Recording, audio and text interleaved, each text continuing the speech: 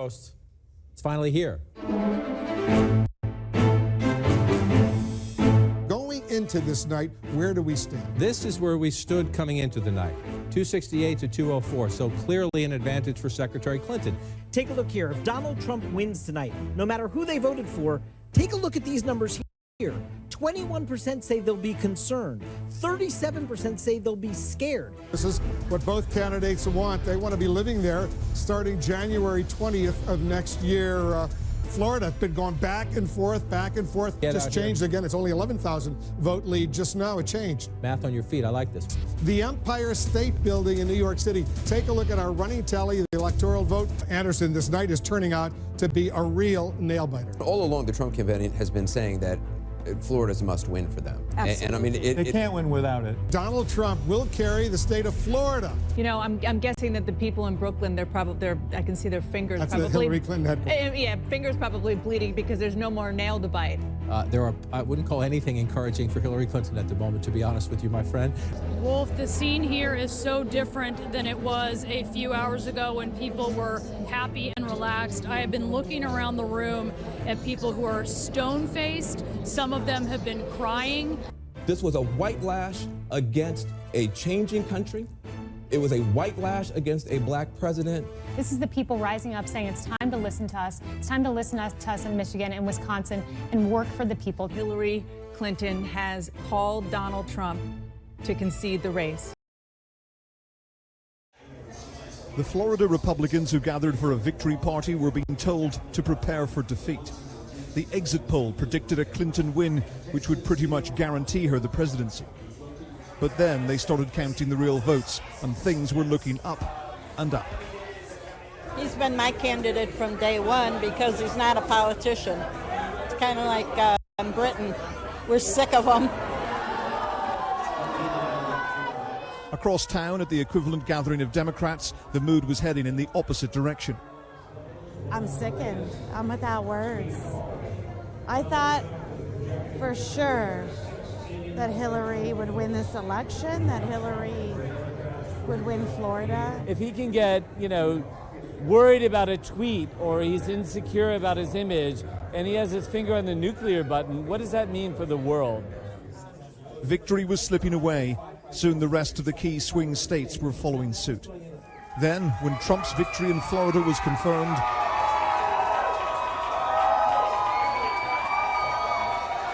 this is a result which may have confounded the pollsters and pundits and may shock the rest of the world. But the people who voted for and campaigned for Donald Trump, well, they aren't surprised he's now heading for the White House. People believe in him. He's going to do he's going to be everything that he says he's going to be. Everybody believes in him. I'm so happy and I'm so proud. I'm so proud to call him the President of the United States because that's what's about to happen. Across the country, it was a similar story. North Carolina and Georgia backed Trump. I'm not a deplorable. I'm just a tax-paying citizen. The blue firewall of what should have been reliably Democrat states was being chipped away. Wisconsin, Michigan, Ohio, all fell. The Clinton headquarters looks pretty somber. Go Trump! Hoorah! It was a stunning reversal of the Obama years, a result which hardly anyone predicted. The people had spoken, and the answer they gave suggested Washington had been ignoring them for too long. Ian Woods, Sky News.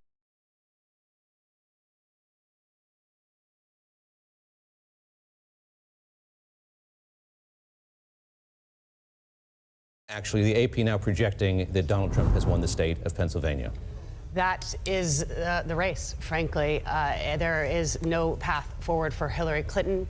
If this, we've just seen that Pennsylvania has been called by AP. I think for me, this is one of the most stunning results of the night. We had seen her up comfortably 5 to 6 points. When we go through the data and we look at where he sort of held up, it was in some of the suburban counties, huge showing in the western part of the state. You can see the faces right now. We're looking at a live shot that looks like Clinton headquarters. That's actually Donald Trump headquarters. I see all the red hats there. That will be the moment they have been waiting for. I can't even imagine the cheers will be, and the cheers will be going on. And we should emphasize again, this is a moment that many there tonight certainly will not have expected. It's a development that will confound the pundits, the polling universe, and sort of that we didn't really see as much as we saw with Brexit. People thought they weren't going to be surprised again. It looks, in fact, we almost know that we are looking at very much the same night tonight. Meghan Murphy, I've been watching you go over the data from Pennsylvania. Where were the deficits for the Hillary Clinton campaign? Philadelphia was an area that she was counting on, Philadelphia and the surrounding suburbs. What were the deficits? You know, we're looking at it right now. We're really paring into this map. I think what's really is surprising is that in some of those Philadelphia, what we call them exurbs, call them suburbs, he did much better there than expected. You can look at the map. It's nearly all red. We have Philadelphia, we have Pittsburgh, of course, going blue. But it also thinks, it really shouts to, and it's something that I think really Barack Obama will be reflecting on this evening, is one thing that does look true is that Hillary Clinton did not generate the kind of enthusiasm among the African-American community that was needed. She is pulling percentage points behind there. That will have made a critical, crucial difference as we look at tightness, not just around Philadelphia, around Pittsburgh, but as we look at tightness in Michigan, when we talk about Detroit. They really needed to come out with her. She needed that coalition. We've talked earlier tonight about how personal he made this race, how he put his own legacy on the line. She was not able tonight to stitch together the coalition that backed him in 2008 and 2012, whether that was the wrong message, whether that was the wrong focus, but it's all come home to roost tonight. You can't underestimate the importance of this call, this projection by the Associated Press here, calling Pennsylvania for Donald Trump. 20 electoral votes now moving into Donald Trump's column. Steve Yassino, Bloomberg Politics, give us the latest. And Meghan said it. There's just no path forward for Hillary Clinton. That's 20 electoral votes from Pennsylvania, gets Trump to 264. He's 6 away from 270. That's all he would need. And he's still got Arizona. 11 electoral votes in Arizona. He's ahead there by 4 points. It's been about 4-point lead all night. That state's not all in yet. We'll be watching it closely. But this is a state that's probably going to go to Donald Trump.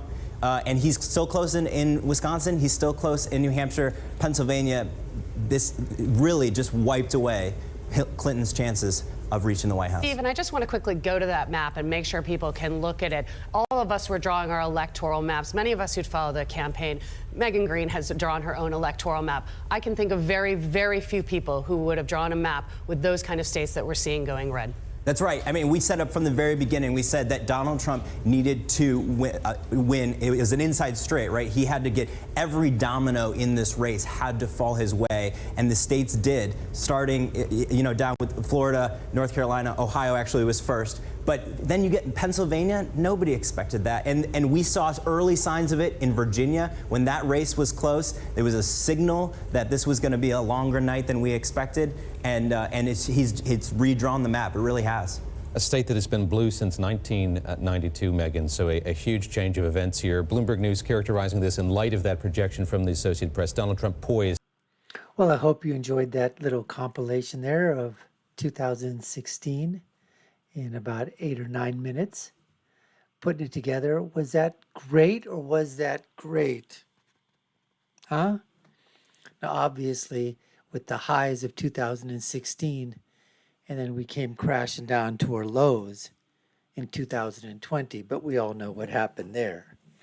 Anyways, whenever you want a little bit of a pick-me-up, it's always, just to go and press that little button, watch some clips from 2016, get pumped up again, ready to go in 2024. Absolutely. But just going back there and just listening to the mainstream media on the alphabet networks, basically eating crow.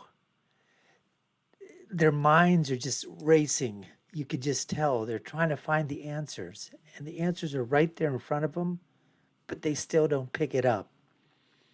And then to just see the facial expressions of the places where they went in to look at the Trump campaign headquarters and other places where there were a bunch of Trump people just waiting for the results, like the one in Florida that you saw.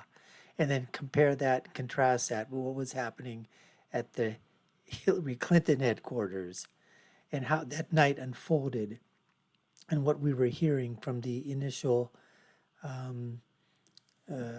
things that were coming from the political pollsters and the pundits, that were out there. all of the polls that were being taken and the tracking results and all of that. And it was being told to us that Florida was falling for Clinton, that the exit polling, what was that doing? That it was in her favor.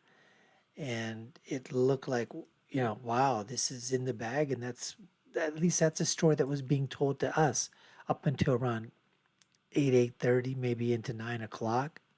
That's a story that was being told to us. But as you can see, a completely different story unfolded. So we hope you enjoyed that. That was great. I'll do a bunch more of these. We'll put them together just out there for you. So in the meantime, if you haven't done so already, folks, subscribe to the channel. You're watching the Dr. Nassar Sheikh Show. I'm your host, Dr. Nassar, where I try to give you my political prescription from my political perspective of what happens when the media just tries to jack all of us, folks. This is what happens. We appreciate you taking the time to take a look at our video. We have other videos up there as well. Check out our other videos down and below. My final comment, when you're right, you're right. And when you're left, you're wrong. Until next time, folks, this is the Dr. Nassar Sheikh Show. I'm your host, Dr. Nassar. And when you're left, you're just wrong. Take care, folks. Until next time.